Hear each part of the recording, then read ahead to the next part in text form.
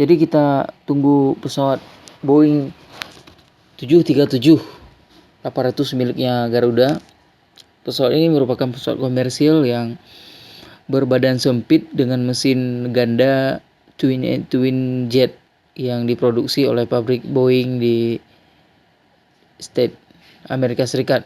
Awalnya pesawat ini merupakan pesawat pengembangan versi murah dari Boeing 707 dan Boeing 727 dengan kapasitas yang lebih sedikit dan jarak pendek.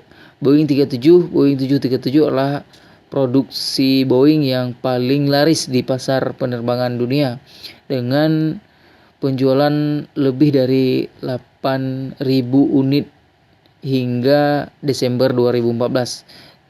Oke, kita tunggu pesawatnya landing.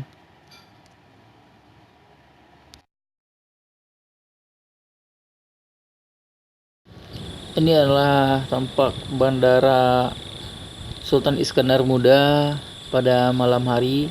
Jadi bisa kalian lihat sendiri di video ini.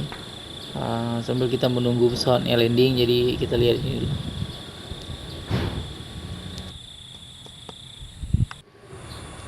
Oke, pesawat Garuda Boeing 737-800 sudah landing. Bisa kalian lihat di adakan lampu tuh. Itu adalah pesawat Garudanya. Jadi mungkin bentar lagi kita nampak lebih jelas.